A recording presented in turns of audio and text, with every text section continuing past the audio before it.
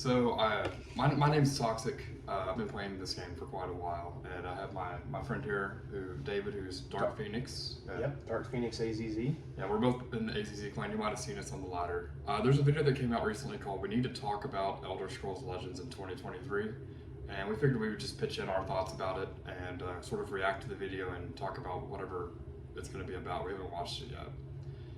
What would you say is the current health of the game, given that there's no new content coming out? I would say that the game is fairly healthy.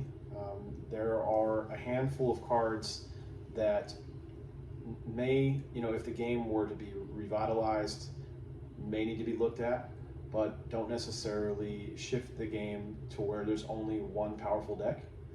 There's still a variety of decks that are viable in the game, and the health is good overall. Right.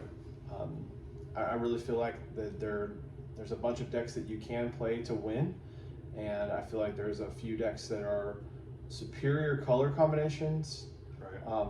But that even if you're not running those color combinations, you can still win.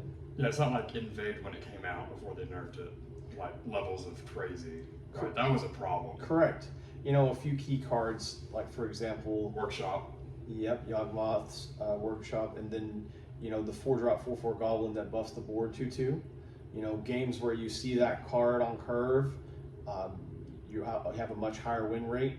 Games where you don't see it, your deck is still good, but it's not unstoppable. Those cards are very powerful, but there are ways to get around them. I will say that because of the introduction of Workshop and other cards like that, it is very key to have some amount of support destruction in your deck, which I feel is limited. I feel the game, if it were to continue, they should definitely deep dive into creating more cards that are support destruction cards with options. You definitely need that variety. It definitely limits your ability to play color combinations that contain no support destruction. I would say that that's definitely a mistake if your goal is to be competitive. Which right now you can't. So the options are, if you're going to be mid-range or control, you gotta have support. You have to have at least purple, at least red, one of them, preferably both of them in a lot of the best color combinations. Correct. To have the most support destruction. If you're going to have no support destruction like Assassin, blue-green, then you can just go straight aggro face and just kill before. Yeah, and the so aggro it's aggro, or you must have blue or red in your colors. Aggro is aggro is definitely a viable deck choice. It has a fairly high win rate, especially for example, move decks. Have an exceptionally high win rate. Some of the top players play move, but that being said, aggro decks are not the end-all be-all strategy. There are counters, there are mid-range strategies that can take them into the late game and outvalue them. So it's not 100% that using an aggro deck is the best possible choice, but they are on the table. Right. Well, anyway, that's sort of I agree with him mostly. I'll let him sort of give his opinion on it first. I agree, the game's in a really good state given that it hasn't been updated in 2019, 2020, I forget when it happened. Yeah, it's been like 3 or 4 years. Correct. Like, it's still relatively fresh. Like, it gets a little stale. It's like, do you want to play mid-range in this color, or this color? But there's still a lot of options and a lot of card choices and deck building to be had. So anyway, I just want to give sort of our thoughts before we see what the video says and sort of react or counterpoint whatever's being presented here. So I'm going to start that off, and we'll pause as we have thoughts too. The tradition of Festivus begins with the airing of grievances. I got a lot of problems with you people. Now you're going to hear about it.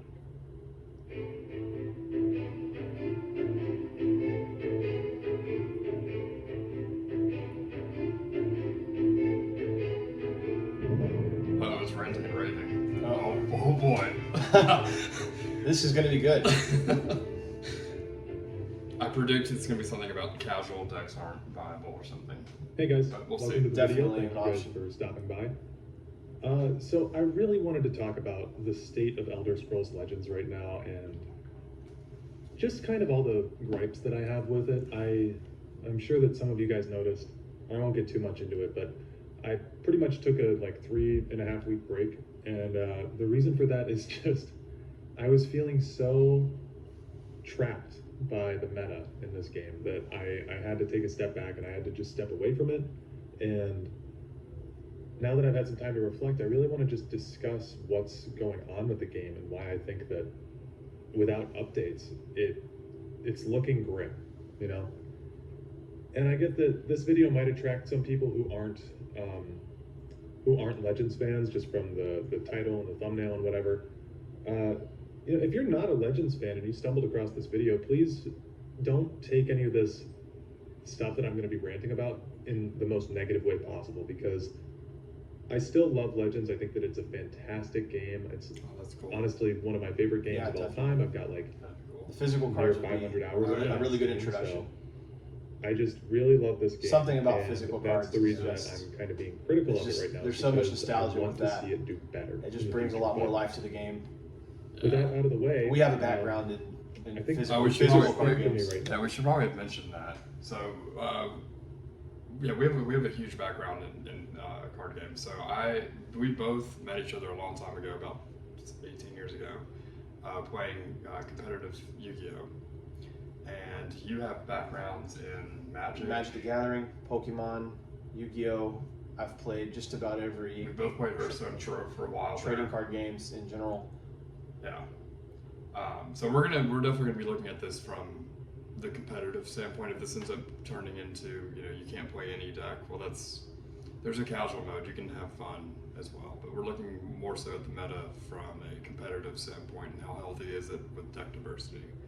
I didn't even think about our background information.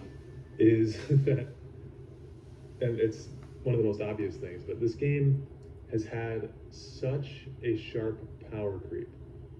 I mean, it is spiked, and it's so unenjoyable to play against some of these cards that are just top tier difficult things to deal with, where essentially you always have to be running hard removal or some silence effect or the same deck to be able to get out of some of the Pause. traps that Yeah, sure. that these. So, saying that you always have to run hard removal or silence is, in my opinion, my humble opinion, inaccurate in many different ways. For starters, decks that don't rely on a mid-range or late game strategy don't require hard removal or removal at all. As mentioned previously, all-in aggro strategies are fully viable decks that often run little or no removal and can even run little or no silence. Red-Green Archer may sometimes run your Earthbone Spinner or other various cards that happen to have silence, but those aren't being ran because there are silence effects. They're being ran because they're good mid-range cards that can fit into your aggro deck, into the plan. They're good for the curve and not necessarily requirements of the curve. I'll say that silence is not necessarily even as powerful as it once was, with things like Invade being viable strategies. Silence is not as powerful. Hard removal is definitely something that you want to include in your deck if you're playing a mid-range or late game strategy, because there's simply many different decks in the game that play cards that need to be removed. I mean, removal spells in general are a part of a lot of card games. Magic, for example, is a good indication of that. Almost every competitive Magic the Gathering deck contains removal of different varieties and different colors. Almost no decks contain no removal whatsoever. So to say, in the way that he's describing, that to have to run removal in your deck is somehow a downfall, if compared to other games, that would be a really harsh thing to say. A, you can run aggro without removal, but B, yes, if you're trying to play a late game strategy, you do need removal, and I think that is healthy. I think that a lot of games need removal of various types. Yeah, I think we're gonna have to see more about where the angle's coming from. Like, for example, I don't know the name of the color combination, but red, purple, blue, sort of the item combination. Mm-hmm. Like, they have they have silence, but they have no hard removal. And so, unless it's aggro, which is hard to aggro 3 colors anyway, that color combination is just not really viable as a mid-range or late game. you know, against a lot of other strategies, like if you go against Invade, you're just going to get rolled like immediately if that's the color combination. So I think it might be about the viability of all the colors not being quite there, which is a fair criticism in general, but there's enough other color combinations that's not really felt as much. Well, I mean, you Like, can also look There's at not a it. lack of options. It's just lack of options in this specific color combination for this type of deck. Well, you can look at it this way. Before we had access to, say, 3-color decks, you know, there were still decks that were viable without removal in those combinations. Now that we have access to even more color combinations, Yeah. sure, some of those new 3-color combinations lack, you know, hard removal that would be good in late game strategies.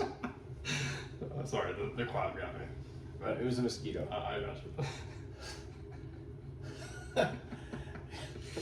But yeah. And also there weren't things back then like Invade, which is probably the most polarizing. Yeah, sure. I mean, reason. Invade's going to be a big complaint in the game. Yeah, like support destruction didn't matter much before Workshop, and hard removal wasn't mandatory as much before Invade. But we also have 3-color combinations now that those are here, so it's that sort of if that had come out when there were only 2 colors, then we would really be pigeonholed into I got to run white to blow things up, and I got to run red or purple to pop supports. But and now I only again, have, you only have to you know, prepare to go into what I call the forest or the later part of the game if you're playing a late game deck. So Yeah. you have to look at this from a perspective of if I'm going to choose to play a late game strategy, I need to be prepared for a lot of different types of decks because we're both going to see a lot of different cards in our deck throughout that game. It's going to be a longer game. We're going to draw more cards. We're going to see more parts of our deck. So we need to be prepared for more things. yeah.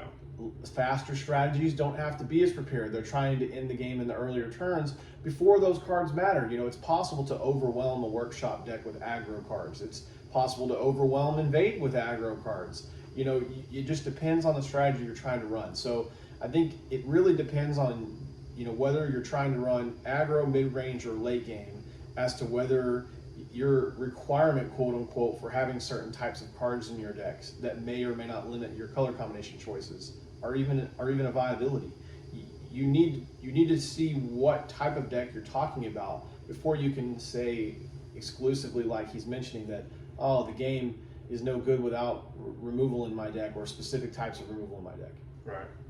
And I'll go into Invade more because I'm almost positive Invade's going to come up later. I don't think Invade's a problem in its current state. You think it's a little bit of a problem, but Well, not a huge I've developed a way of playing around deck building. deck building, but Yeah. also, you know, whenever I see the most common color combinations that run Invade, sometimes I shift the way I play. You know, and this goes into even deeper skill. If you play in, say, the shadow lane instead of the offense lane, depending on your hand construction, you may have a slightly higher win rate against them. If, you know, like he said, if you build your deck in a certain way, you may have a higher win rate against them. But overall, you know, even learning which opponents play which decks and being able to recognize, hey, I've seen this person playing this deck before, you know, I can mulligan accordingly based on my opponent's potential deck choice. Even those minute details can give you slight edges at the very, very top of the ladder. You know, we're strictly talking about this from the most competitive standpoint Like possible. top 20. Correct. You know, further down the ladder, you don't even need edges like this. But there are edges that you can take towards the top of the ladder to beat those types of decks. Right. And then also with gates, because it's sort of a unique matchup. Picking the moment to press, like there's moments where you don't even want to kill a floating gate so that they can't buff it without you just killing it. Because if you kill the weak gate and then they do a huge buff play, but you don't have a blow up spell in the back, you don't kill that gate if it's not high. It's just like a level 1 or 2. You let that float a whole nother turn so that you're building up momentum to kill the gate and then make your press. Well, I think what it does is it requires a higher skill cap in order to play with and against decks of that type of strategy. Yeah. I would relate gates to more of a combo strategy, which the game was not necessarily, you know, this game was built in a way where they avoided as much combo strategy as possible. And that's what he means by, I think, by the power creep. It's like it's Right. ready to come in right at the end and then the game we're getting updates. Sure. It's we got a taste of it. right. Combo was being introduced to the game in the form of gates, and before more cards could be released, people who are used to an environment where essentially combo didn't exist, of course their gut reaction is going to be, this is bad for the game. I don't understand why I keep losing against this strategy. Well, you're not, you have to look at it from another perspective. If you're playing for example, Magic the Gathering, there are various types of combo strategies that you have to play against in Magic that don't exist in Elder Scrolls Legends, that you prepare for not only mentally, but with a sideboard, which leads us into another thing. If there were a sideboard in this game, then... If it was best 2 out of 3 and you just get 15 cards to swap, yeah. Correct. If there was a sideboard, this would be less of a conversation as well. But even without a sideboard, which I think that would answer a lot of the problems that this person is describing already, is just having access to a sideboard would fix the game in a way where you could prepare for many different types of strategies. A sideboard is more important in a meta where combo exists. If everyone's playing this aggro, mid-range control strategies only, sideboards aren't really necessary. Once you move into having combo strategies such as Invade in the environment, it does lend itself to needing a sideboard more. But even without a sideboard, you can prepare your deck in a way that will give you an edge against those decks. And that doesn't mean there's only 1 or 2 decks that can support beating that. I've beaten Invade with many different types of strategies. Yeah. And many different color combinations. It doesn't limit you to 1 or 2.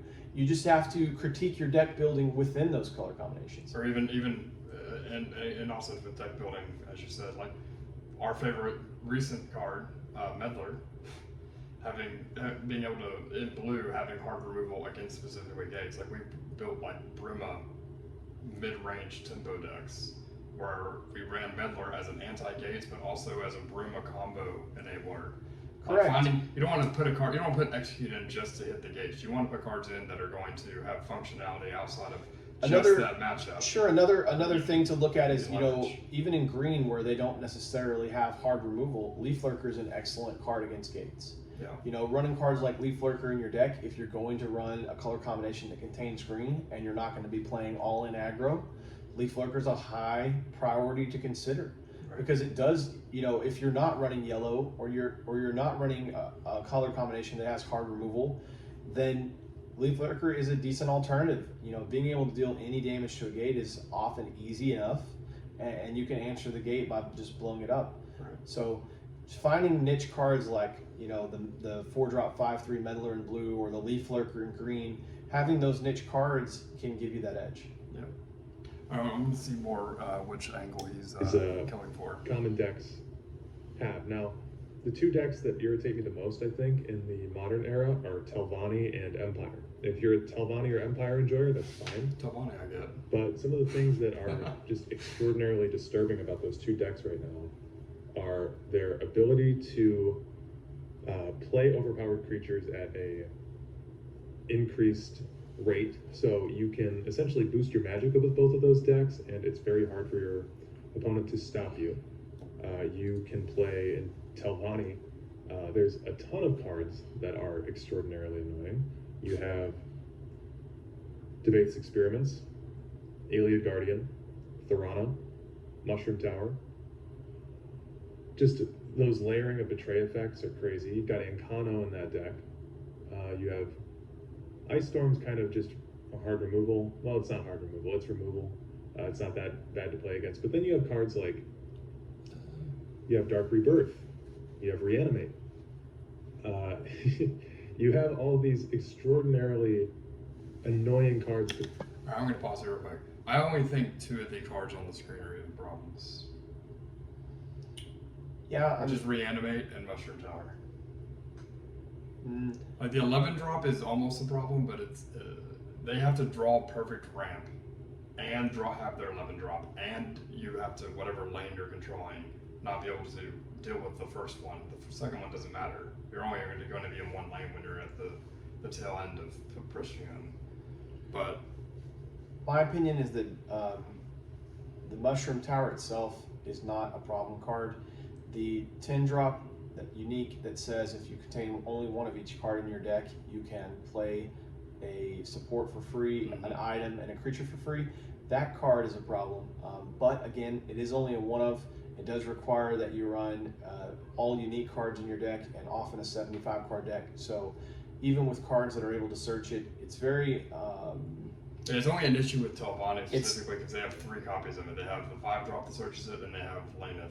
So they have 3 chances to hit it. But still, talking from a straight competitive standpoint, it's not consistent enough in order to be number 1 on the ladder. You never see the 10-drop unique deck number 1 on the ladder. At least I've never have.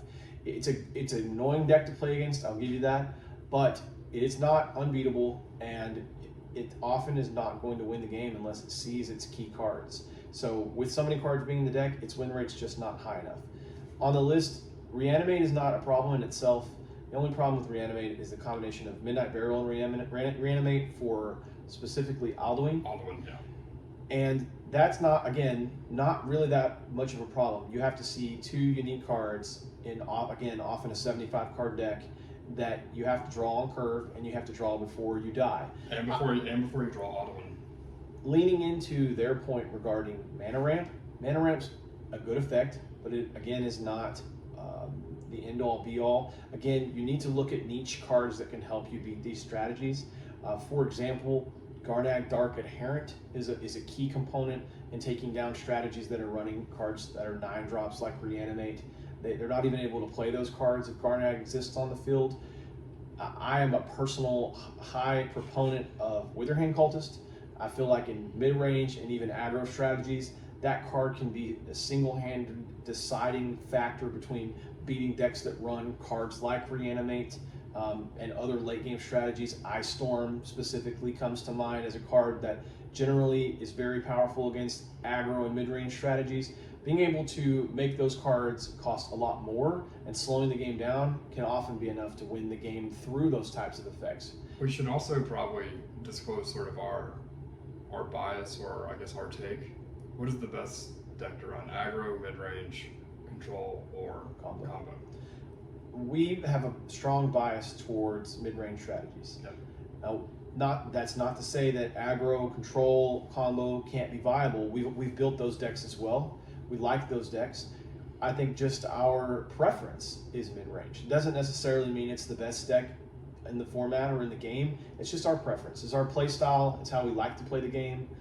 It's where we feel most comfortable, our wheelhouse, so to speak. But all of the other strategies are definitely still viable in the game. I lose to control, I lose to aggro, I lose to combo. I lose to the other decks. Mid-range is not unbeatable by any means. So definitely, it's the most consistent though. Because if you run aggro, if they hit Prophecy, the game just suddenly is out of your hands. Like you can't recover from that douchebag, right?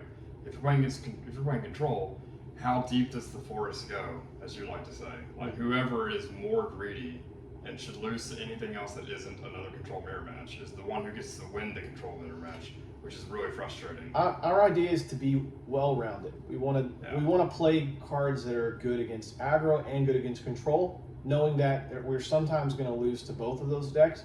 But the idea is to have a higher win rate against all decks than against no decks. We want to make sure that every card that we select for our color combination is going to be flexible against the other types of strategies.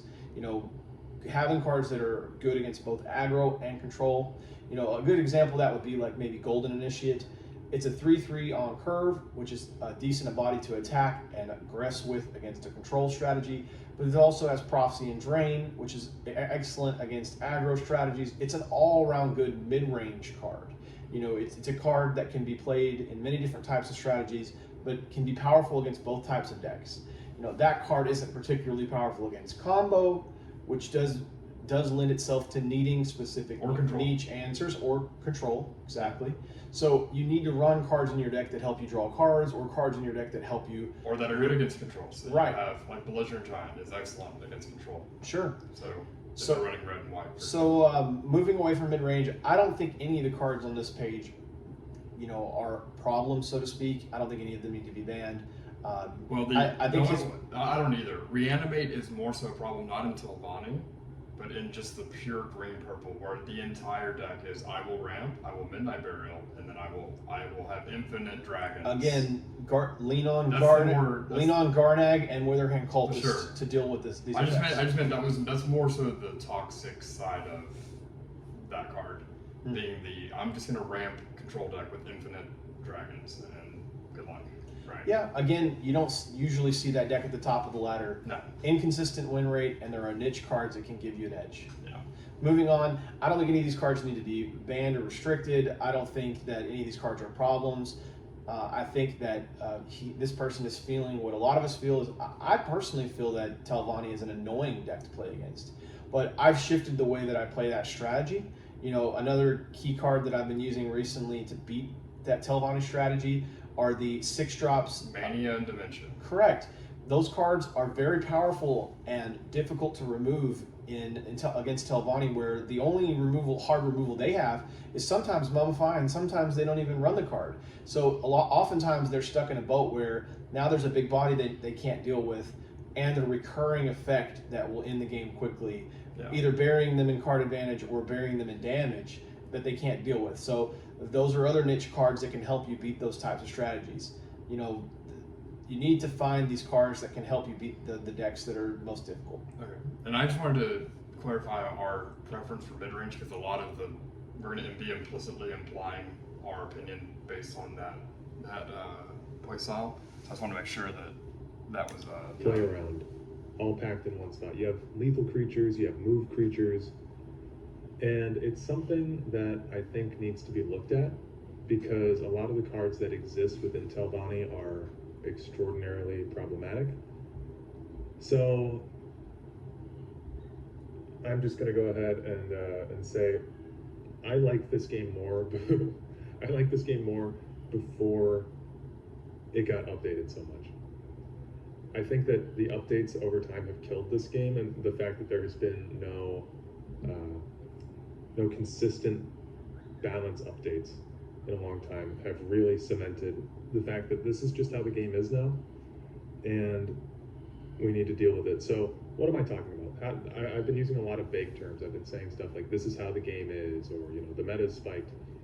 We have had a problem since about 2019, when the game, on my birthday by the way, was announced that it was going to stop receiving updates.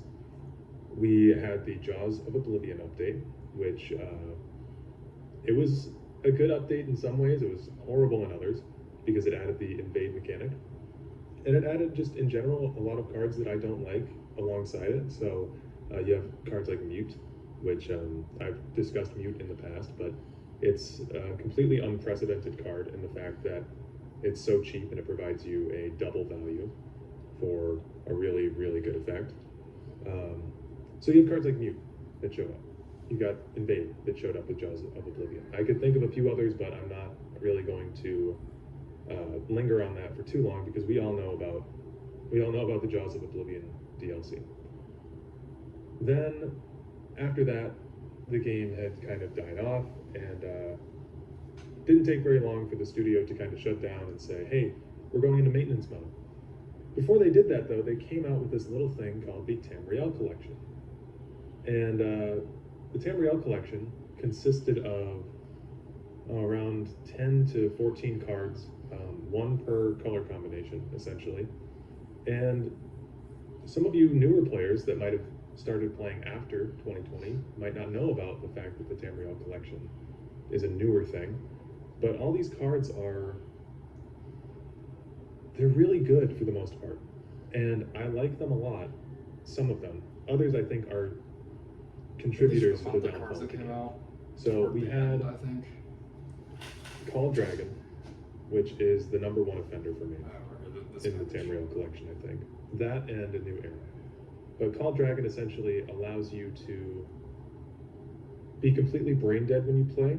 It allows you to play a deck full of Greybeard Mentors, which will surely pull more Call Dragons. And you can just pull that card, you can play it, you can upgrade it with Word Wall, and you can have 3 Parthenax on the board by turn 12 if you've played the deck correctly. It's really, really overpowered, and really wish that something were done about it. I don't think that. Do you want to play? You said you could do it by turn 12 if you play correctly. You still have to get lucky to draw the right sequence of. You have to draw 2 word walls and a call dragon, or a word wall and 2 holy call dragons to even do it. To touch back on a earlier point, he had mentioned mute as being a problem card. I don't see mute in any of the most successful strategies. It is a good card. It is a -1 inherently, meaning when you play the card, you don't draw any cards or you don't impact the board immediately by removing any cards. Silence, again, as I mentioned before, is a less powerful effect after the introduction of gates, and using a -1 card in a spot where you could use a card like Shadow Shift or Rapid Shot that do immediately impact the board and draw you a card, or even just hard removal in those slots, it's probably better off. Mute is not as powerful as I think this person's making it out to be. It is a good option. I've thought about playing 1 or 2 copies in some decks, but it doesn't even show up in the most powerful decks. Yeah. A new era is quite annoying though. A new era is annoying, I agree. Call Dragon is annoying as well, but again, these kind of fall under that same boat of, I would put Call Dragon, Reanimate, and New Era all in the same bucket. They're all late game cards that are often in combo or late game strategies. Or, you know, I'm considering a Midnight Burial deck, a combo deck. Yeah. It requires you find multiple cards and you're trying to put together a combo strategy. Yeah. So in these late game or combo decks, again, leaning on Garnag and Witherhand Cultist are often some of the cards that you can lean on that are often best against this strategy. Making New Era 13 mana may not even be castable if they don't find ramp. Making Call Dragon cost 10 slows down their ability to play the card. You know, playing Garnag, you can't play any of these cards. So, you know, those 4 cards are the linchpin of a lot of the strategies that I've used to get to, you know, close to or number 1 on the ladder. And these types of decks are the reason why. They pop up, you know, you're not going to play them every game, but you do play against them. Also, cards like Call Dragon, you know, even if they are able to summon, say, a Parthenax, depending on what cards they get off of that, if your board is overwhelming by the time they're able to cast it, it may not matter.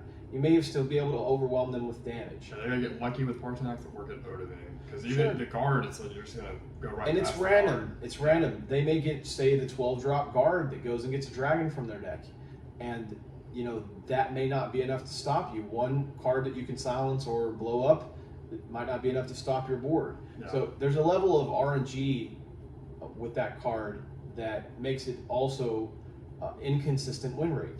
The reason why it's a feel bad card, the reason why he doesn't like the card in the game is because RNG has not been on his side and his opponent gets lucky, quote unquote, and it works out in a way to where he doesn't win the game when he sees that card some of the time. But just because he's getting unlucky and the RNG is not in his favor does not mean the card's broken or the card needs to be banned. It just means that you need to switch some of the card choices in your deck, and you need to understand that that card is going to whiff sometimes, and the people playing those decks that contain those cards are not going to be at the very top of the ladder because of their inconsistency. And also just variance in general. Like sometimes you mulligan into a handful of five drops, and you're like, okay. Also, well, with the new era specifically, you know, I think once you see the combination of green, yellow, purple, you need to play in a certain way against that strategy. You know, often the same against Telvanni. Correct. When you see these late game strategies, you need to go all in and attack them, because you know by turn 11 they can put all of your board into their deck. It is a possibility, and if you take trades on the board as opposed to going face and dealing damage, you can put yourself in a spot where, you know, they may only have a couple of cards left, but they have all of their health, and then they can stick all of your cards in their deck, and then they can come back and win the game. It's understanding the matchup. As soon as you see that color combination, you need to understand that your new goal is to try to kill them before turn 11. So one, run cards like Garnag and Witherhand in your deck, period. If you're using red, or depending on the color combination, understand that you need to take less trades on the board if possible and deal more damage early. You need to kill them before turn 11 if you can. Right. Or run cards that stop them from casting that card. That's my opinion. I think it is annoying to play against. I don't like playing against a new era either. I think it's most problematic of any of the cards that we've seen so far, but still not ban worthy. Maybe that card should cost 12 instead. It's questionable, but it's still not unbeatable. It's still not an unbeatable strategy. I've built the deck myself with the new era, and my win rate was not as high as other mid-range strategies. You know, my mid-range decks have a higher win rate than the late-game decks playing a new era. Yeah. We'll keep it rolling for. But simply making a card like that unique is the answer. I know that that's everybody's answer for big cards. Like, if a new era were unique, it wouldn't be that bad. Or, you know, if feed were nobody complains about feed but me. But Who? Feed. 6-drop cards destroy like this creature, that give it a really keyword if it's a dragon. genuinely, Completely as somebody who's Completely stayed around unplayable card. this in game my since the beta, I kind of know what the game was like back then, guys. And I don't like the way that the game's gone. So anyway, Tamriel Collection. You're talking about beta? Back when green purple was disgustingly overpowered? Yeah. It's like, that wasn't really that good. Like, we didn't know how bad it was, like, or how good it could be. It was actually really broken back then. Whenever, what was it? The 5-drop ramp was a 3/5, or it was a 2/5 game 1. And then the 4-drop immediately summoned the 2/8/8. So I think that was the two main. Right. I think points. the point you're trying to make is the ramp strategy was overpowered at the beginning of the game, Yeah. and after some nerfs, it's not as powerful as it once was. In No, fact, not nearly. in fact, control is just overall not as powerful as it once was. Yeah. I think people just don't know how to play against control well, and so they have a poor win rate against it, and therefore they think it's overpowered. And it's just like ramp back then was like invade before invade got nerfed. Like, it was a problem. It was, you play this or you lose. Correct. And when there's decks like that, that's when it's a problem. Correct. And the closest deck that there is right now to that is like goblins. Correct. Which I mean, I would say goblins is the most pain point deck of all decks right now. Agreed. But it's not played that much, so it's like, it's fine. Like, you have to run a lot of prophecy, or you did to tailor deck building if a lot of people started running goblins. But I think goblins is the most unbalanced single deck. I If you're agree. gonna single them out. I agree.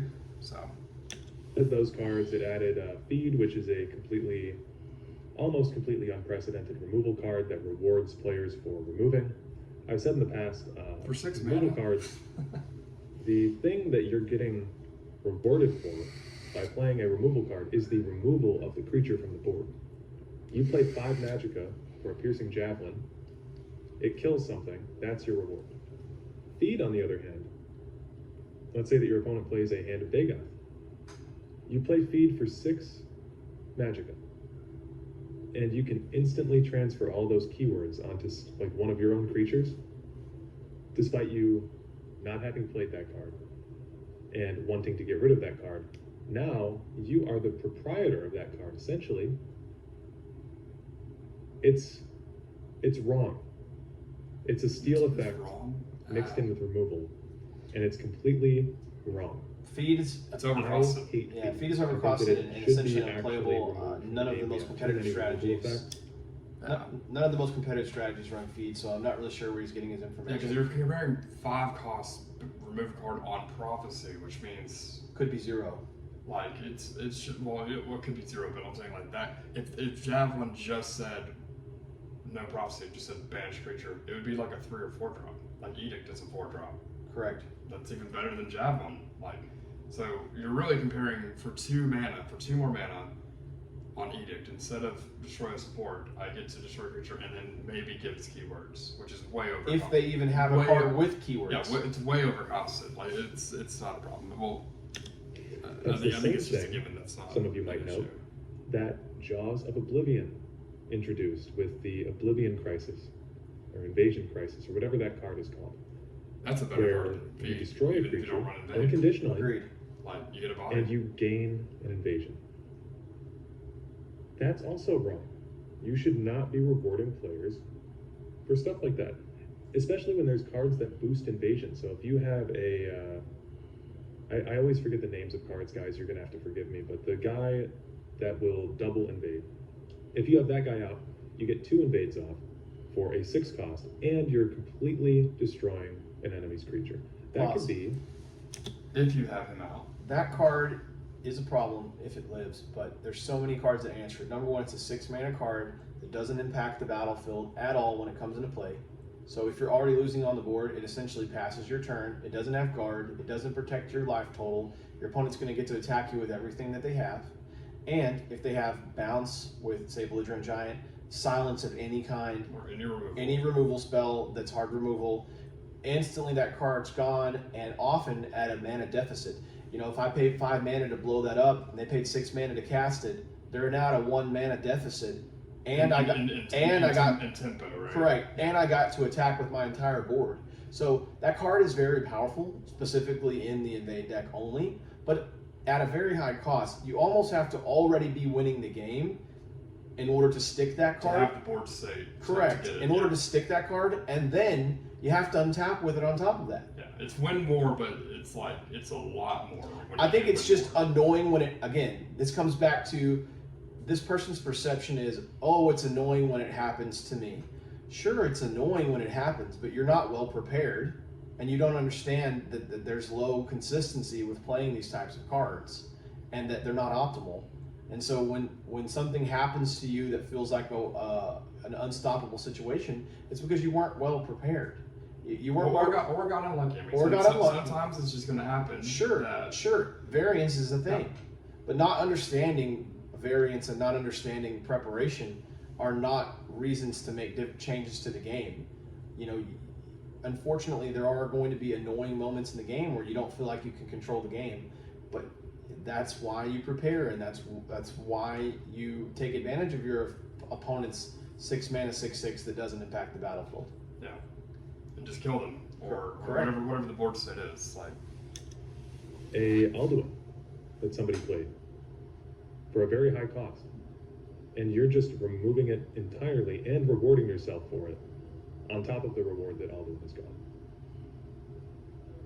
Completely broken card. And then we come to Midnight Burial, and Midnight Burial is really where a lot of That is the a problem. problems start to culminate. Midnight Burial, I think, never should have been released, never should have been printed.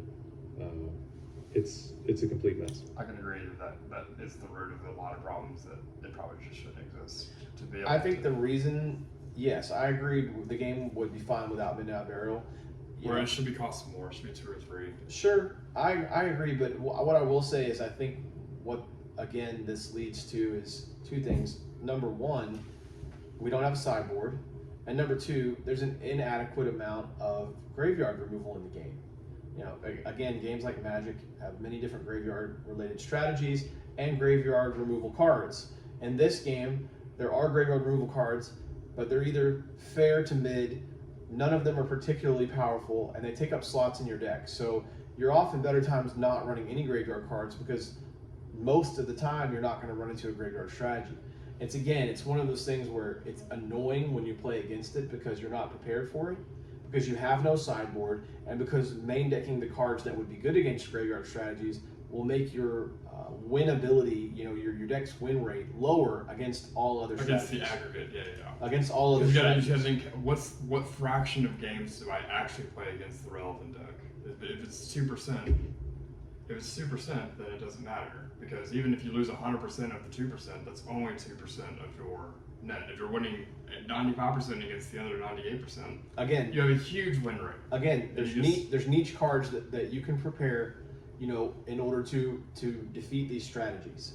Yeah. So you can choose to run the niche cards in your deck, or you can choose to have a great win rate against decks that aren't graveyard I related. think if I could only make one change to the game, that wouldn't cost much. I mean, there would be back end with programming, obviously, but not having to develop whole new cards and things.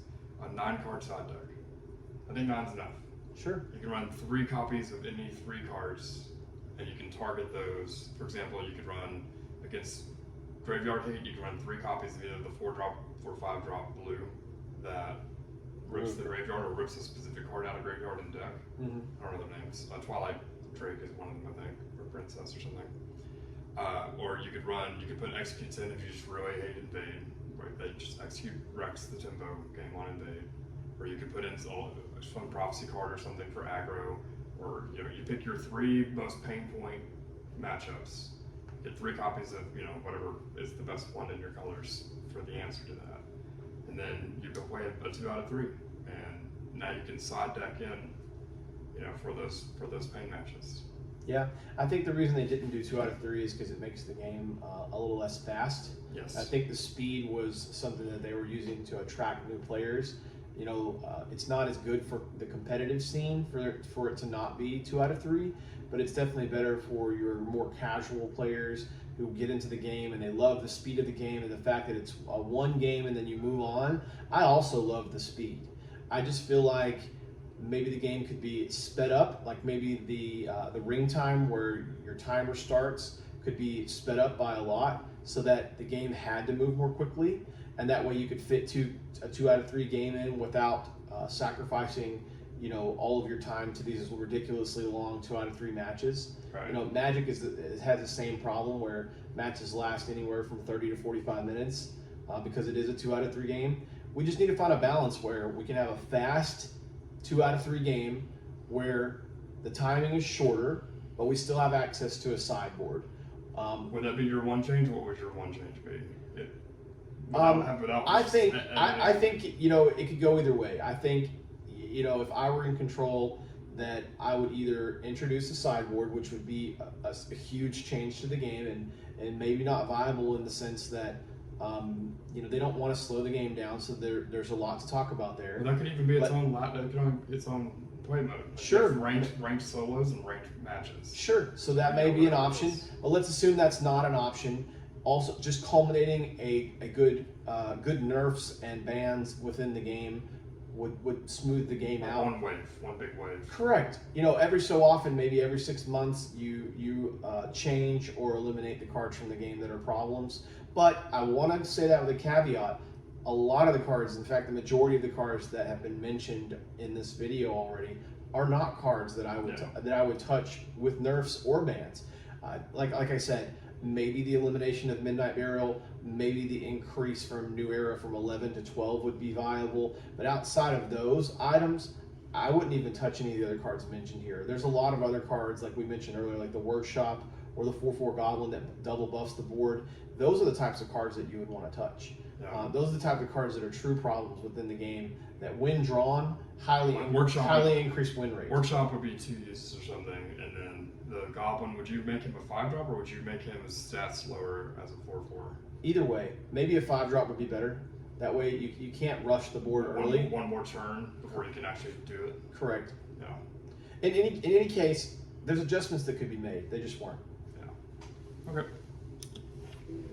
So Midnight Burial, for those of you who don't know, it allows you to take a copy of a creature from your deck. Burial You is get to fun choose. though. You can do a lot of fun decks. And with this that card. creature will It's true. go Maybe it should be only allowed in casual into the mode. discard pile. Excuse me. Yeah. This creature will go into the discard pile as a copy of itself. So now if you had a Galen the Shelterer in your deck, you now have 2. And that's kind of weird, right? Because that's Another interesting just side thought. With Burial, instead of making a copy, you must send all copies of that card to your graveyard. Now you can't draw the card you're copying. It's only in your graveyard now. Sure. That would be another. That wouldn't fix the auto-win problem, but that would fix a lot of the other combination problems if you were Unique trying card. to redesign the But card. now you have 2 of them. Okay, that's fine. They're in your discard pile, I guess. So you don't necessarily have them in your hand or in your deck. But it's kind of weird that they would just allow you to duplicate unique creatures like that. But that's fine. It's not like unique creatures are balanced around the fact that they're unique, right? So you Midnight Burial in, and nobody would Midnight Burial in Galen. The most common thing that you see people do is they do an Alduin and a Parthenax. Some people do double Alduin to try to get the Mimi kind of lockdown going. Some people do double Parthenax. I've seen people do Ayleid Guardian, which we'll touch on Ayleid Guardian in a second. But, oh my god. Midnight Burial is so disgusting. So you put a Parthenax in your discard pile, and then you can pull it out on turn 9 with Reanimate. So Reanimate, it allows you to summon a creature from your discard pile. Summoning is not the same as putting into your hand, as some of you might know. If you, let's say that you kill your Parthenax and then you use Solitaire to get it out of your discard pile. okay, it's back in your hand now, and if you're playing a regular game where you haven't boosted your Magicka, now you have to wait a turn to play your Parthenax. Midnight Burial allows you to insta-play a Parthenax or an Alduin on turn 9 by summoning it from your discard pile for a cheaper cost. That's a little broken. And you might be saying, well, there are cards to counter this. You could play something like Piercing Twilight to remove it from the discard pile, or banish effects. Yes, you could do that. I agree with you. But that's putting a lot of blame on the person who is being played against in this situation. That's basically saying, well, why didn't you prepare for this? Why didn't you put a banish effect in your deck? You didn't see this coming? It's almost like victim blaming in a sense. And I think it's kind of funny to use that term, but my God, the amount of people that I've seen say that, oh, well, you should just play this way next time. Sometimes you just can't. You're trying to play your own deck and it's impossible. And I think the deck is flooded, and I think that the game is flooded with decks like this right now. You just have to look for them. So Midnight Burial Feed, we discussed those. Then Call Dragon. We already talked enough about that. This all culminates in the card A New Era. A New Era is a form of large-scale removal, a board wipe, basically. Now, if we were to look at Legends history and how many board wipes there have been, board wipe cards, I would argue there's about 3, maybe 4, that are actually viable board wipes. So you have the Red Year, which is a unique 10-cost card. Then you have Soul Burst, which banishes 1 creature, then deals 3 damage to every other creature on board. You have Ice Storm, which is not really a great board wipe as the game goes on, but it does essentially do the same thing that Soul Burst does, but a little bit worse, but for a more effective cost. Deals 3 damage to every creature that's on the board. Then you have Immolating Blast, which is almost a complete board wipe. It's kind of a little bit RNG, but it destroys every creature on both sides save 1. So, Immolating Blast, Ice Storm. I think I'm forgetting one. It's Burn and Pillage is one, I believe. Pause. But nobody ever uses that.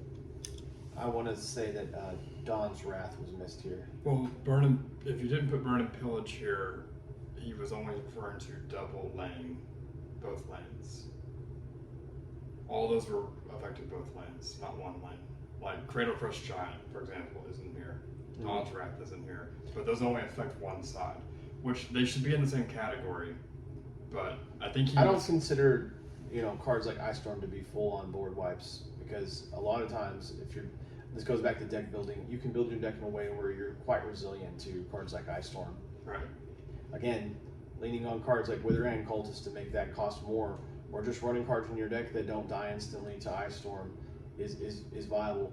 And I want to touch on his earlier point. He had mentioned that he doesn't feel like he can run his decks. Well, you can run your decks, but you can run them in casual mode. If you're going to play the game competitively, you need to run competitive decks. If he's running one-off random decks that are not competitive, and he's playing against actual competitive strategies, sure, he's going to lose it with no preparation. This whole argument about victim blaming makes no sense to me. You're not a victim, you're just not well prepared, and you're not playing in the right mode of the game. If you want to play casual, where you play fun decks, play in the casual mode. If you want the victim blaming was in reference to like running things that we were talking about would be on a side deck in a different game, like Piercing Twilight, I think is what it was called. But that's not even victim blaming. Like that's just you can only deck build for so many variables or parameters. You're gonna have bad matchups no matter how you build your deck.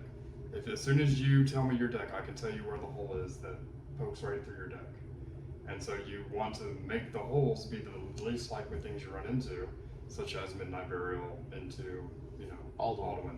Sure. Right? So because that's such a small niche, I'm gonna not run banish cards from graveyard.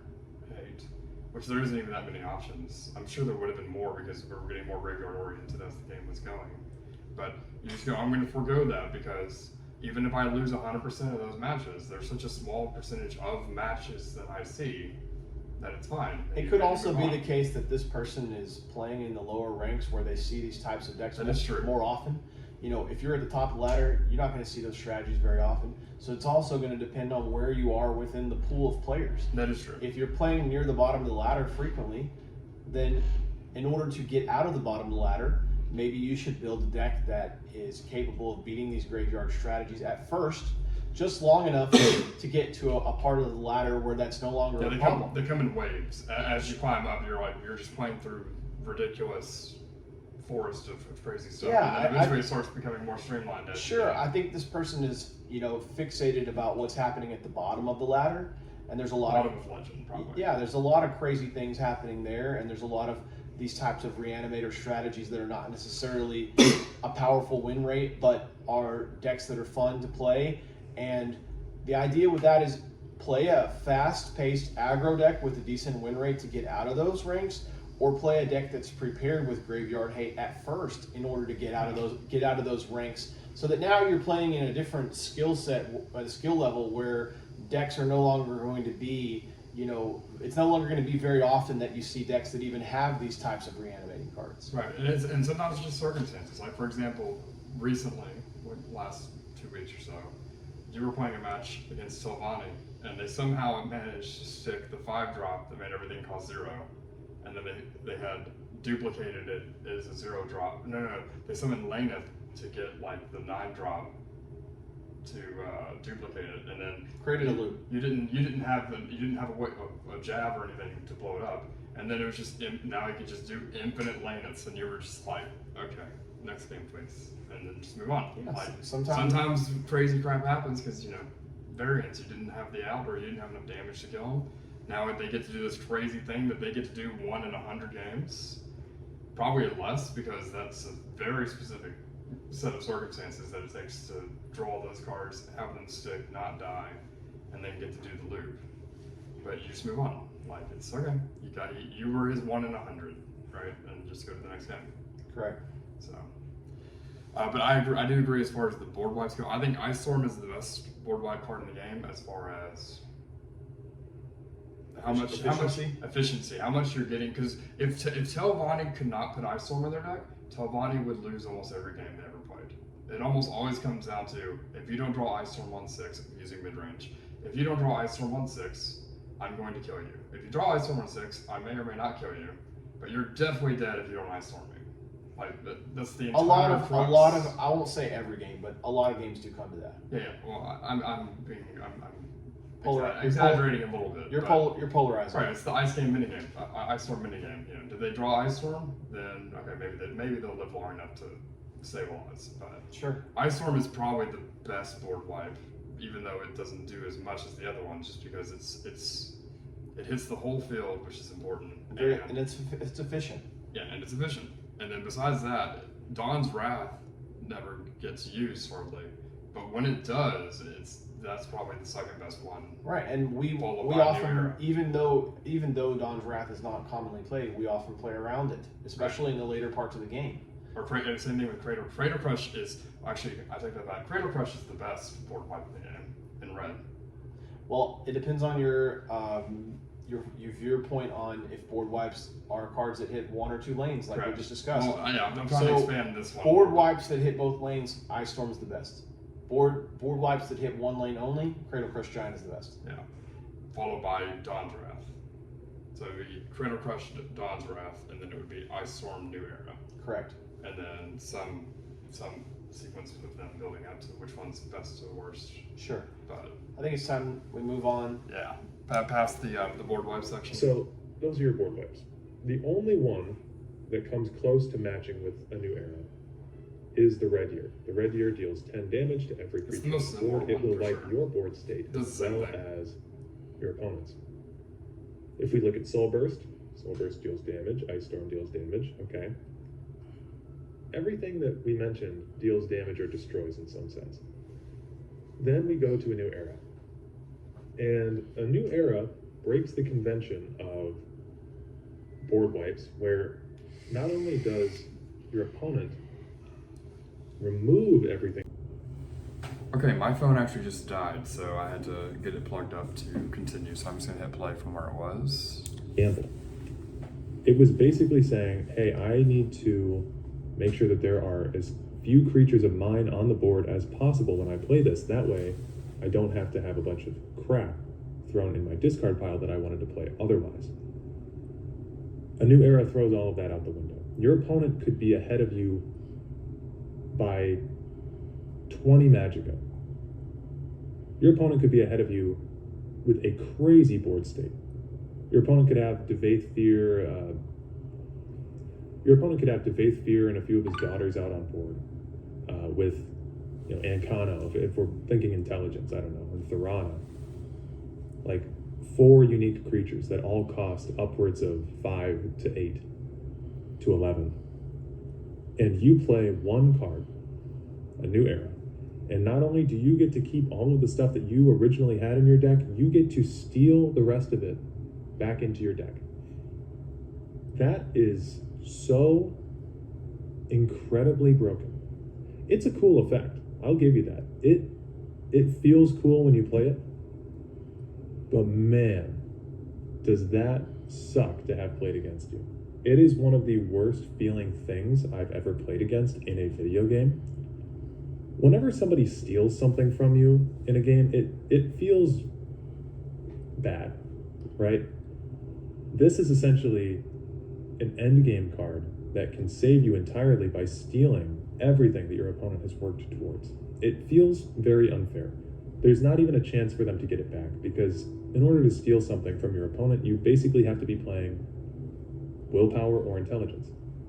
So in the matchup against Empire that has access to a new era, it's pretty broken.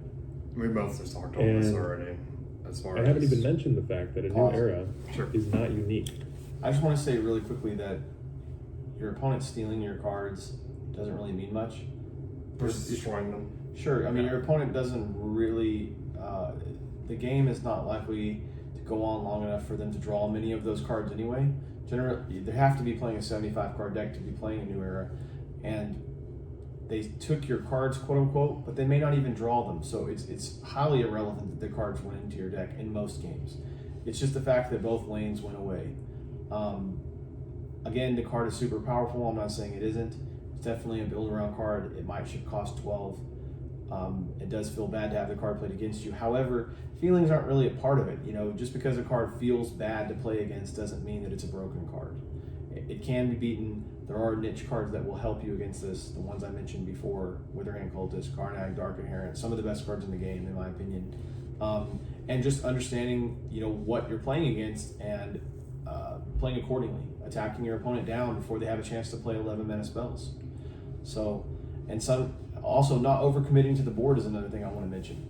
If you know your opponent's playing the new era, you don't always play your entire hand out as you would in other matchups. Sometimes you conserve cards in order to be able to rebuild after a new era. Just enough pressure to force the new era so that you can redump the pressure. Correct. Now they have to have 2 eras. Sure. To beat you. Yeah. So it really depends. It's not an unbeatable card. You have to play accordingly. It doesn't sound like this person is adjusting the way they play whenever they know their opponent has this It card. sounds like it's more of a, I'm using a big control deck doing this crazy thing, and you're using a big control deck doing your thing. And you're running a new era, and I'm running Telvanni or something, and I've built up all this crazy board state, and then you have one card that goes yeet. But that's getting into the, whoever has the crazier control deck's the one who wins the control deck war. The mirror. The mirror, which is where you would have like an 8 drop and an 11 drop that's split into 2 11 drops and a Laneth, and then the new era, the whole thing back for 11. Like, yeah, you're playing. Right. You're playing the game that Again, this kind of isn't the real game. This kind of molds back to, sure, if we're both playing casual and we're both playing ridiculous overcosted New cards era is that are broken not in casual. Sure. Yeah. Oh yeah, it's crazy in casual. Yeah. When everyone is trying to play combo related big dumb stuff that they shouldn't be playing in the first place because it's not competitive, and then all of their big dumb stuff gets thrown off the board. Sure, it's a feel bad, but maybe just ban a new era in casual games. There's an idea. Don't allow the new era in casual mode where this person should clearly be playing. Right. In competitive, Or It's like part- if you're in a group of friends, Sure. you ban it within your friends. Like, we're not gonna use Sure. it. In casual, maybe a new era shouldn't exist. In competitive, it's easily, I won't say easily, but it's definitely a card that can be beaten. It's not so broken that it should be banned. Maybe it should cost 1 more magic at most. Yeah. Let's move on. You can run 3 of them. So in the modern meta, we have all these cards from the Tamriel collection. You've got Feed, you've got Midnight Burial, you've got Call Dragon, you've got a new era. And these cards all fit into Empire. Okay, Empire already had a lot of removal, but now it has a better version of removal with Feed. Empire can now do Parthenax loops so efficiently with Midnight Burial and Word Walls and throwing dragons into the discard pile to pull them out with Reanimate, and then you can Soul Tear, and you've got Pause. other Parthenax. I'm sorry. First of all, Feed is not ran in any Empire decks that I've ever seen. Secondly, drawing combinations of Midnight Burial plus Reanimate become more difficult in 75 card decks. And finding Word Wall while having Call Dragon in your hand in a 75 card deck is also very unlikely. So all these things that he's mentioning can happen. Aside from Feed, it's not played. But all these other combinations are possible, but not likely. Especially not in the limit of a large sample size of games. Right, yeah. Not in 3 color. Like the Midnight Burial and Call Dragon, it's the green purple one that's actually the scariest one. Correct. Because they're gonna actually draw it. Right. There's some level of consistency. Yeah. They've played a few games where bad things happen to them, and now they think that all games are like that. Right. That can be generated. It's bad for casual. It's not It's fun in wild. casual. And then if anything goes wrong for you, you throughout can't the whole tune the match, game for every well, all that you do is you wait subsection of to play you know, a new era. level player. Sure. And so that is one thing that has been really, really bothering me for a while that I've wanted to talk about. But then it gets worse because we move on to post Tamriel collection. And there is something to talk about after the Tamriel collection. So, and the other cards in the collection, by the way, I'm mostly fine with them. I think that they're all okay. The Spellwrite is kind of a fun card. I have a video talking about that. I actually really like the Enchanted Ring. I think that's a fun card. But there's a few that have just gone too far. And so then that brings us to maybe my least favorite card in the game, and that is Ayleid Guardians. So after the Tamriel collection was released, there were still monthly cards coming out. If you don't know what a monthly card is, in competitive, at the end of the month, if you are at rank 5 or higher, then you are awarded with a card. It might even be if you're in rank 9, you get 1 card. I'm not totally sure.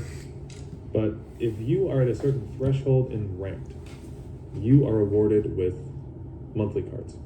And these monthly cards were a new thing that would come out every once in a while. And they would bring something kind of fresh or fun or some new effect. And I'm telling you, almost every monthly card that came out after the Tamriel collection was so broken. Okay, so we had the Headless Zombie come out. Headless Zombie is crazy. It allows you to get anything back from the discard pile that you want. Originally, there were plenty of ways to get creatures out of the discard pile, but actions, that was pretty much impossible unless you had Queen Iren, or just Iren.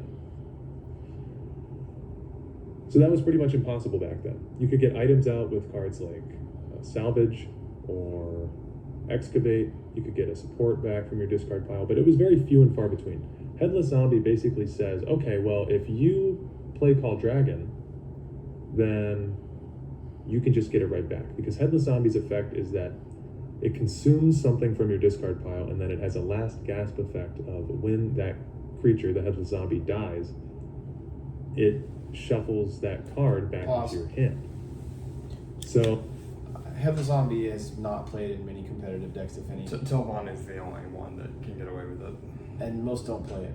Yeah. Secondly, decks that run Call Dragon generally don't run this card, so I don't know if that's just a bad example. It is, because it's, unless you're running Telvanni and Call Dragon, but then you're going 3 colors when you shouldn't be. Yeah, I think Headless Zombie's not a problem at all. I think it's a fair card. It's understated on its rate. A 3/4 for 4 is not good. Also, you don't get the effect immediately. The creature has to die in order for So you you to have get to the have effect. full fire bloom to get it immediately. Like, there's just too many ifs. Or, Right. It can linger on the field and your opponent can ignore it. If you're gonna And- give that Call Dragon, you had to cast Call Dragon for 8, and then cast Headless Zombie, undercast it for 4 for a Spider Tank stat line, to then maybe. This Call is just Dragon not a back. problem at all whatsoever, but let's move on. Sure.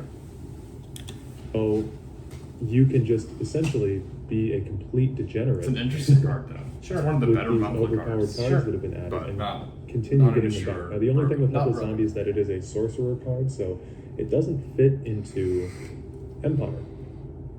However, it does fit into Telvanni, which is our next problem child. So this- yeah, we had this like one is Headless a problem Zombie, we child. had Rim and Purveyor, we had the Supreme Dragon. I hate that card. Oh my god, it's so annoying. But then we got Alien Guardian eventually. I think it was either the first one or the second one. I think it might have gone Rim and Purveyor, then Alien Guardian, or Alien Guardian, Rim and Purveyor. I'm kind of just riffing here. I'm not looking up anything right now. I just had to kind of vent my frustrations about the game so people knew my mindset going forward about this.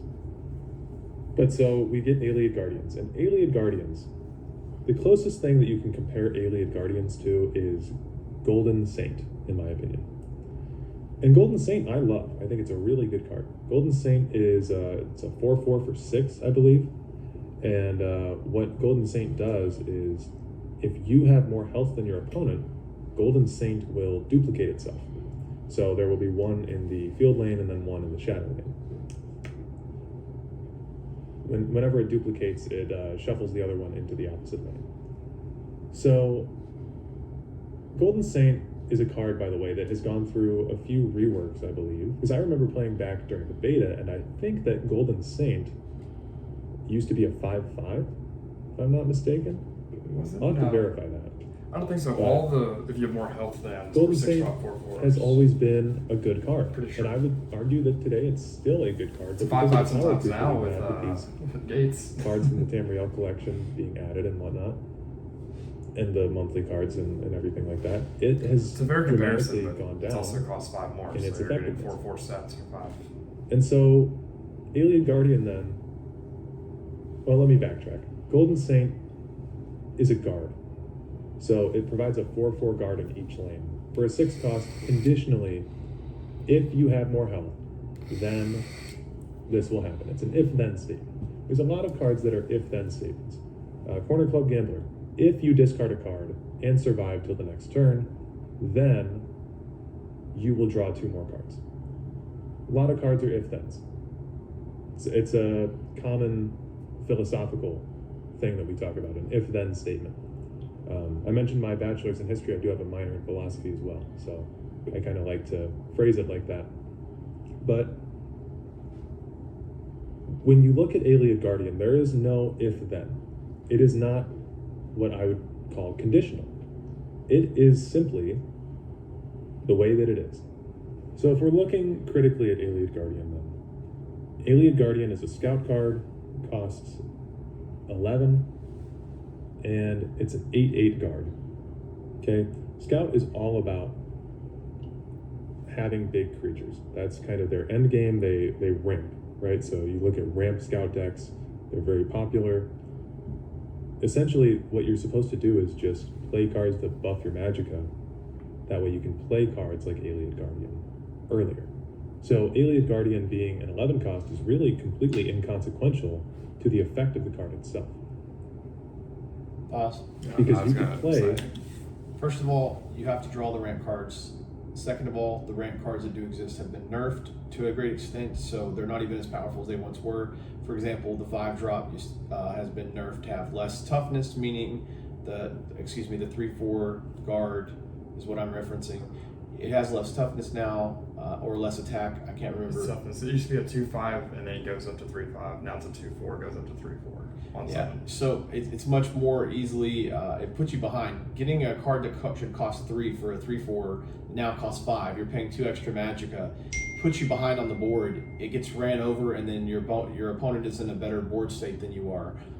if they choose to ramp. That's if they drew the ramp card and they don't lose the board state because of it, then sure they can ramp. But they're both ifs. They have to draw the ramp, they have to not lose the board for ramping, right? If you play the 4-drop ramp that makes 8/8s in the late game, you've lost the board completely. It's a do nothing card. If you play 3-drop 1/1 Tree Minder, again, you're behind on board. You've played a 1/1 that didn't gain you any board state. It's going to get ran over, and your opponent's going to continue to build a board. It's multiple ifs. It's if you draw the ramp, and if you don't lose the board for drawing the ramp, and then if you make it to 11, even ramping, that's like turn 7, turn 8, and you're not dead. And then if you draw the 11 drop, get 2 8/8s, and then if I don't have a javelin or something to remove the 8/8 that matters on the side. So there's like 5 different conditional barriers that you're having to go through. Sure, again, decks that play Alien Guardian don't have access to yellow, so they can't play cards like Dawn's Wrath. Well, it's playing the 3-color. Sure, Empire is a different one, but he's talking about Scout specifically. Yeah. Also Telvanni. So against Scout Telvanni, play in one lane. They don't have cards like Cradle Crush Giant. They don't have cards like Dawn's Wrath. They have cards like or Immolating. They have cards like Ice Storm. That's it. So it doesn't matter what lane you play in. So play cards that are resistant to Ice Storm. Keep the board.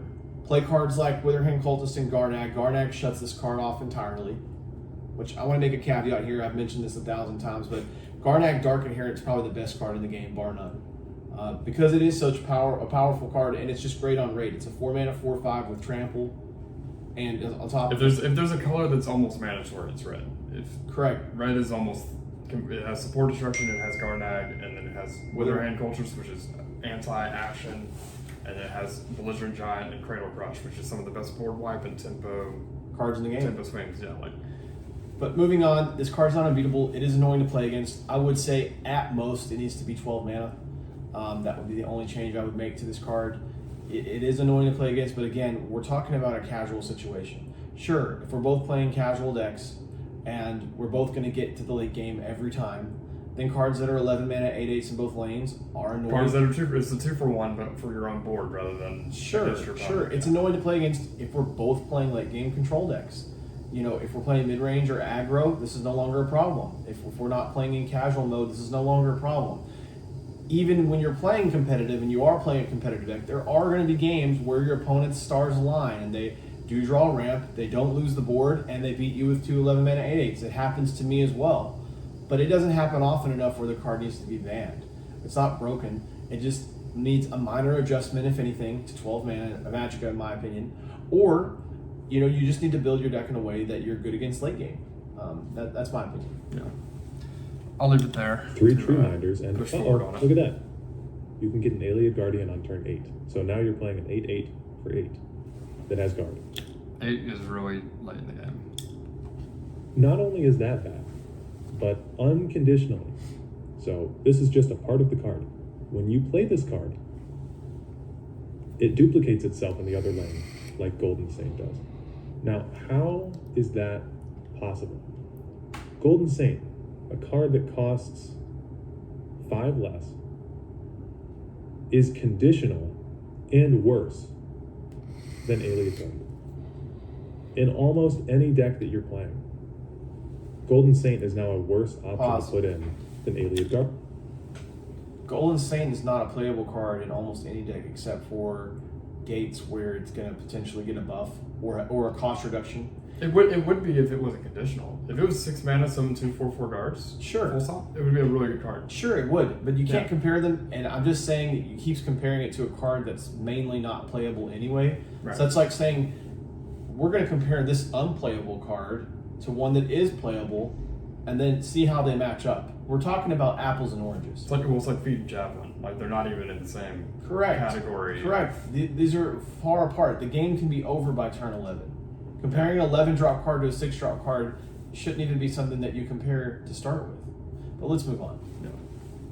Also, the other reason why the 6 mana 4/4 conditional copy has to have the conditionals, because otherwise it would be way too good at aggro and mid-range. Sure. Like, that's more of a balancing. Guardian, because if of how you are low able cost to the put card Scout is. in instead of Willpower. And if you're playing a Willpower Scout deck, we call that Empire.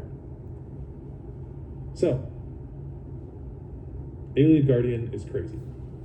If you put Alien Guardian into, let's say, Telvanni, then you start getting really big issues. So Alien Guardian, again, Telvanni can buff their Magicka. They One have more the same pause. access to Scout. I want to Telvanni- say, if you choose to play 3 copies of Alien Guardian and 3 copies of New Era in any deck, in Empire for this example, you're running the risk of drawing a bunch of 11 drops in your first 2 cards and just dying because you can't cast any of your cards. Right. You have too many big drops in your deck. You've already, poorly made your deck, and now you're going to have a lower win rate. So again, unless we're playing casual, where we're always getting to the late game, and it doesn't matter if I draw a bunch of big drops in my opening hand. Right. I draw 11 mana, it might as well be 4 mana. Because Correct. my likelihood of casting is Right. So if I stuff my deck with Alien Guardians and New Eras, and I draw those in the early game, I'm going to die. yeah. So you can't say, well, Empire's busted because it has access to 3 New Eras and 3 Alien Guardians. You probably shouldn't even be running 3 of each of those in your deck to start with, because you now have 6 11 drops in your deck that are clunky, that if you draw them in the early game will often cause you to lose the board and die anyway. So these don't even correlate, because you shouldn't be doing that in proper deck building anyway. Right. Is just Scout with intelligence creatures. And you play a Alien Guardian. Okay. Sounds good. Got 1 on the board, now you have 2 because it duplicates itself, so you've got 2 8/8s. This 8/8 card is also immune to lethal. So not only have you split the lanes with 2 extraordinarily dangerous creatures, they are also immune to things like Territorial Viper. Sanctuary Pet is not useful against them in the slightest. Brotherhood Assassins, anything that you throw at these things with lethal that traditionally would have been good to use against large creatures is now not. And it's not like a Hulking Scalon that doesn't have guard. Hulking Scalon at least doesn't block the lane, right? These cards do. These cards do block the lane. And they make it impossible to get through unless you have a creature or creatures that can match up to 8 damage to destroy one. Lethal is not super Or you have to have 2 common in the game as well. I forces just want to say harder that. than So yours. the fact that it's Counter immune to one lethal is Most cards in only the a game very can It's be basically countered resistant to green. by is a 1 card. green This is what makes removal invade resistant. such a problem. Sure. by the way. But Because not only Lethal is not whenever super common your within opponent the plays a game. card, they're generating a new outside card of control, with the Correct. invasion portal. which is the whole But they are generating increasingly threatening cards with their invasion portal. So, long story short, Alien Guardian is a problem in and of itself. It's a problem in the colors that it's in. But then you can also be a complete degenerate with it with the other cards that we talked about. So if you have Midnight Burial in your deck, you put Alien Guardians in and you can pull them out 2 turns sooner than they originally would have. Now we've already talked about the fact that that doesn't really matter because Scout decks are generally trying to ramp already, but it's still completely annoying. And so now you've got all these Alien Guardians, and you can just play Dark Rebirth on one of them, and you'll get more, right? You'll get 2 more, because you'll generate a new one, and then that new Alien Guardian will generate a new one. And this is something, this card Pause. is something that First of all, like he said, you'll get 1 more with Dark Rebirth. The original just comes back. you heal 1 and get a new one. Sure. Also, again, you have to draw the combination of Reanimate plus Midnight Burial in this example in your 75 card deck. That's not happening with a super consistency. And if it didn't, you would want to do auto it anyway. Right, bringing on 11 drop is suboptimal play. You would never want to build your deck in a way where you're planning on reanimating Alien Guardian unless you just happen to draw Reanimate with an Alien Guardian in your grave and you haven't played Midnight Burial. Right. So this is a suboptimal play to start with. Also, drawing extra cards on the top of that, like Dark Rebirth, or even the 9 drop that allows you to copy cards on the board, which I'm sure is coming up next.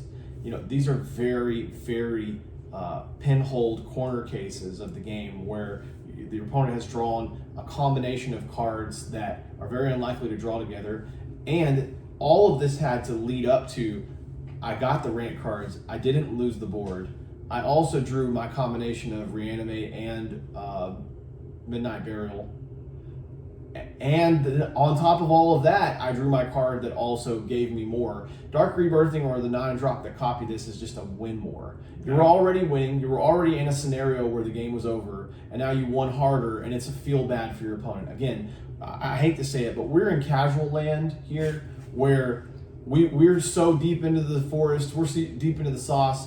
Both players are playing 45-minute matches where everyone's getting to the late game, and yes, you're butthurt because your opponent has later game bullshit than you do. Don't play in the later game bullshit if you don't want to play against the other later game bullshit. I don't know what else to tell you. Yeah, that's the problem. That's why we don't play control, because it's just too much. That immediately, when I was a younger man and I was playing this game, I think I was 19 during this, I was super excited because I wasn't super invested in the meta or anything, and I didn't realize, like, I was just excited to see the fact that the Alien Guardians from that Oblivion quest were in the game, because all that I cared about was the lore implications back then. So I was super excited when I saw this card, but it's something that, as someone with way more game experience now than I had back during the Jaws of Oblivion DLC around that time, I am very surprised that this card was allowed to be printed. It's so oppressive. It takes so many resources for your opponent to deal with just one of them, let alone two. And I think it's been completely overtuned. And then when you put it in decks like Telvanni that have access to Dark Rebirth, that have access to Doppelganger, that have access to Headless Zombies, so you can bring them back over and over, have access to Thorana to keep the chain going, Necromancer's Amulet, so that way no matter how many of your Alien Guardians die, you'll always be fine. The support that heals. And then if you want to swap over to Empire, you can also do that, and you can just play with Feed, and you can play with the Call Dragon loops over there, and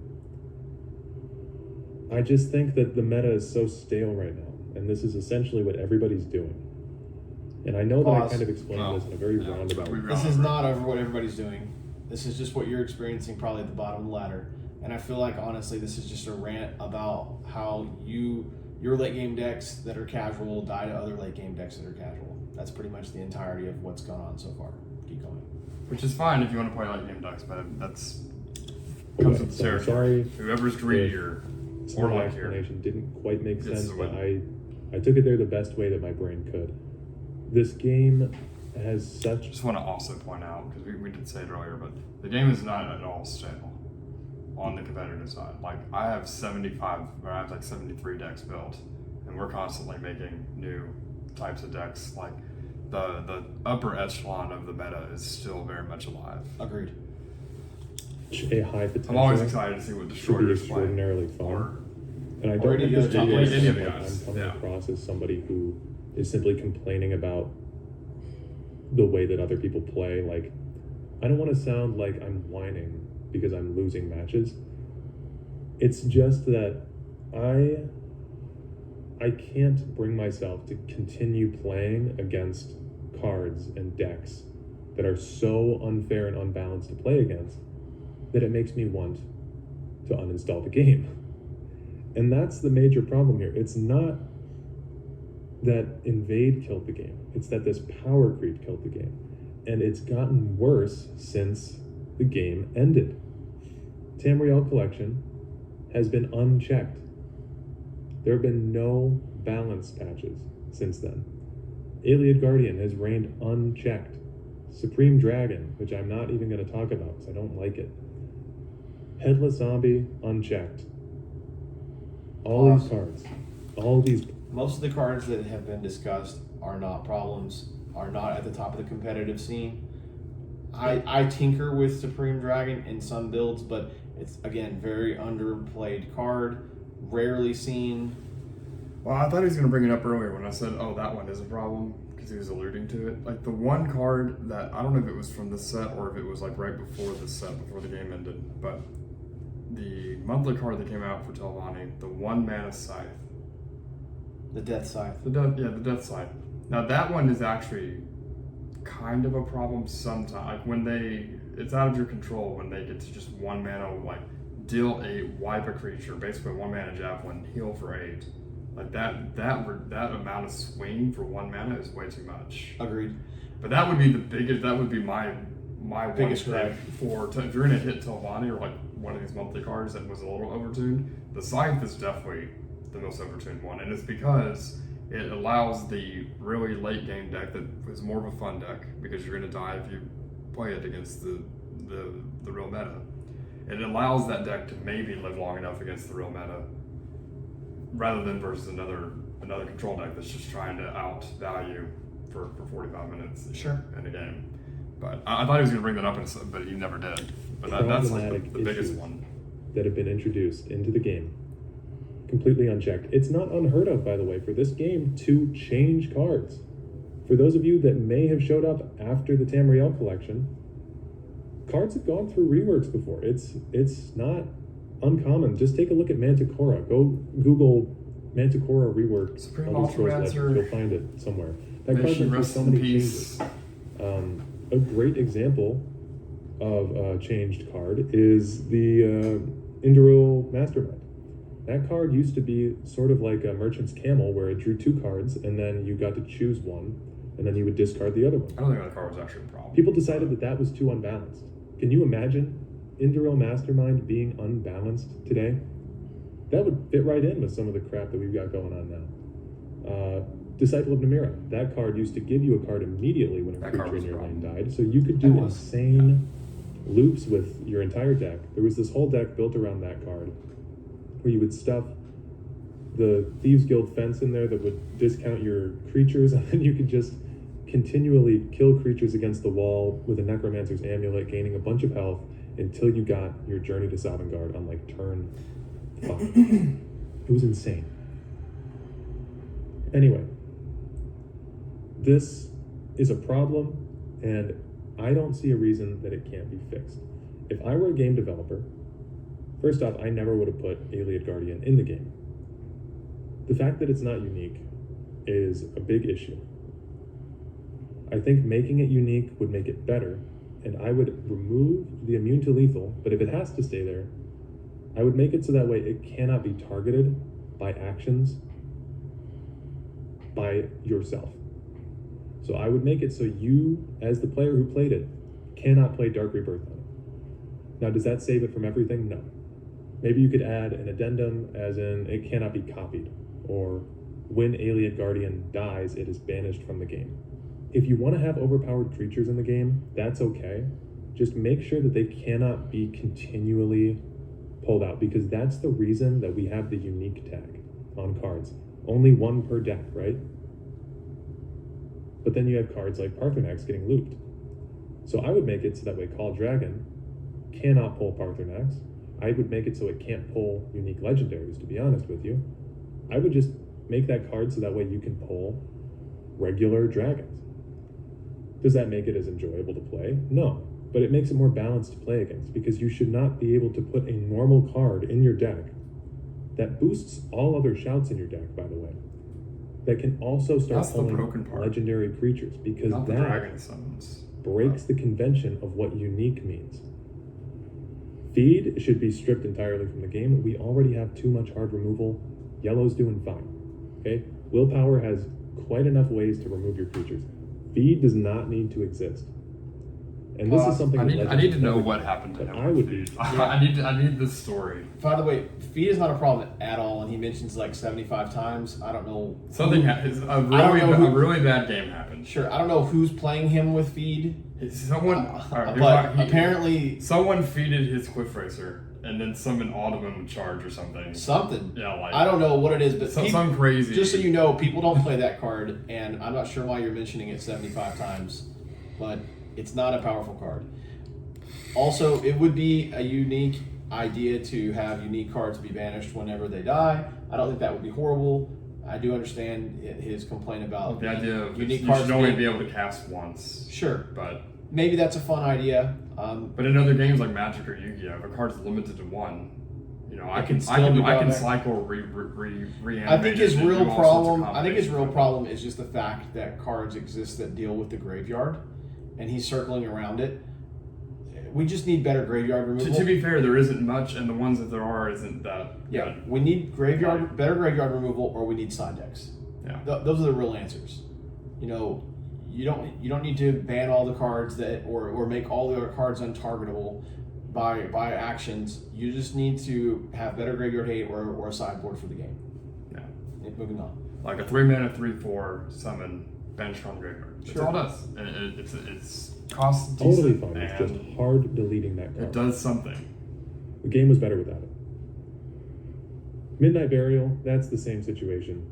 In neutral. You could put a tag on there, make it so that way you can't put unique creatures in the discard pile, or anything put in the discard pile is stuck in there for 5 turns or something. I don't know exactly how to fix Midnight Burial. It's another card I would just straight up remove, because I remember a time when it wasn't in the game and life was better. And I'm sorry to some of you that play these kind of decks. I know that you're going to be unhappy with what I have to say about it, but I just think that there's more creative ways to play this game than the way that it's being played And the now. old UI looks so When you bad. start to stifle the creativity It of does. players, It's not that's a when the day. game really dies. Because you can only play Call of Duty, for example, with the same gun for so many hours, right? You need to have variety. That's why Call of Duty does I disagree new with that. guns that come out. You know, do you guys remember That's a- Black that's Ops a mindset 3? of how They had all those competitive you are. weapons that came out in the Correct. crates. How often you can That play was- a deck. It's to obvious he's not a retain very competitive player. Right. The player base. Which is fine. Yeah, it's okay to And be casual, right now, but just I'm understand not what player you're extraordinarily in. retained with Legends. I like the game still. I think that it's a good game, but I really just fell into this creative rut where I was trying to play fun stuff, and granted, I do play competitive in my videos, and so maybe I should swap over to casual, but the queue times are a Perfect. lot worse. That's exactly Well, what we But said. it's just like, But it's not a solution. Because casual, you're going to run into the same thing.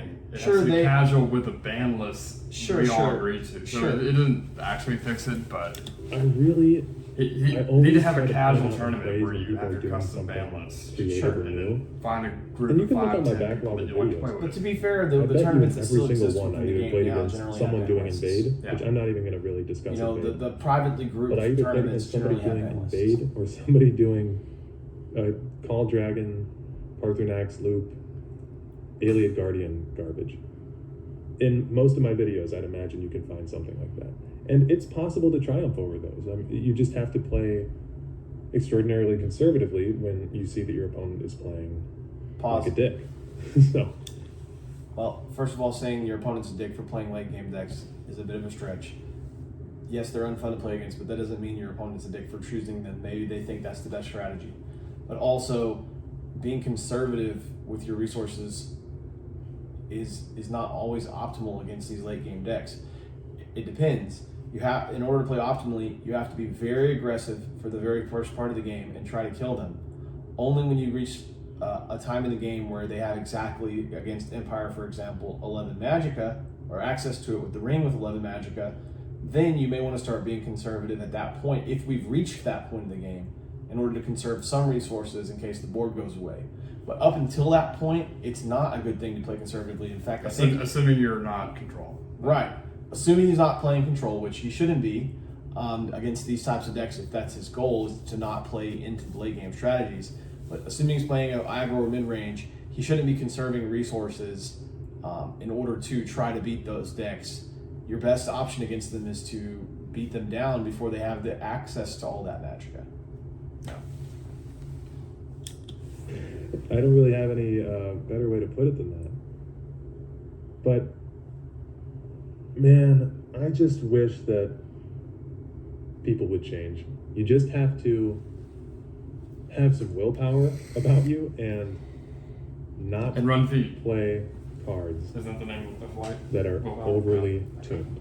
Feed, yeah, Trying feed. to make a joke. With that out of the way, Yeah, feed, I best would card like of to the let game, everybody know bar none, that I'm thankful facetiously. for you guys sticking it through this far. Even if you don't agree with me, that's fine. I'm glad to be a punching bag for everyone to open up discussion on, but this is maybe a problem with me too. I am always someone who, Well, hopefully he's in the Like, I'll Facebook see group and hopefully he something that's doesn't feel meta, too punched up right? when we and in my mind, meta Post the video. share just this is another word for overpowered, I think. And one of my buddies pointed this out to me. He was like, you're always trying to find a way to play out of the meta, no matter what game it is, or playing something good. And I'm not opposed to that. I'm not opposed to playing things that are good. It's just when you have characters in your video game, now I'm thinking about Overwatch, but like when you have characters in your game that are oppressive, or cards that are oppressive, and cards that are not fun for me to play against, I don't want to play those cards against other people. Because the win at the end of the day is not that important. Okay, we are a small community in Elder Scrolls Legends, and it really is crazy to me how many people insist on being so focused on wins. Wins don't really matter. I got booted down to rank 9 this month because I stopped playing for a little bit. Pause. Wins don't really matter. I mean, this pretty much solidifies the fact that he's completely a casual player. I mean, Sure. if he's at rank 9, he doesn't care about wins, then Well, right now, I mean, I've played for months Yeah. at a time. sure, I'm just saying, you know, it seems pretty obvious that he's definitely on the casual side of things. He's concerned with having fun and not with the wins. So, you know, our version of this video is definitely more competitive based. He says he's competitive in his videos, but I feel like that's not necessarily true. I think he's trying to play his best to be competitive using his non-competitive decks. Right. Which is, I mean, there's merit in that. Like, I try to make that weapon deck Sure. competitively viable, which it might still be able to, but it takes a lot of work to make something new that's never existed. Guys, be You're that not going to great. win $1 million at the Elder Scrolls Legends tournament, right? If you like to hone your skills, that's fine. I think that it's fun to win. I get a little bit pissed when I lose, I'm not going to lie. I'm sometimes a sore loser. But man, I don't know, something's got to change with this game. So that's my 2 cents. I'm not going to make any promises about when new videos are going to be coming out because I made a promise in my last video and I did not keep it, and I apologize for that. I should have been more, I should have had more stick-to-itiveness with my follow-through on that, but I have just been so, I don't know. I've been out of it recently with We've been at it Legends for a little bit because here. I'm going to go ahead and stop because there's only like 5 minutes left. I think this is going to be mostly Tim talking to his subscribers and stuff, which I haven't really seen much of his content. So I think that'll just wrap this up. We just wanted to post this, kind of tell our thoughts about whatever the video was about. And so do you have anything else you want to add in? No, just that maybe there'll be more videos in the future. Love to see your comments on what we had to say regarding the video, and feel free to chime in. Yep, sounds good. See y'all later.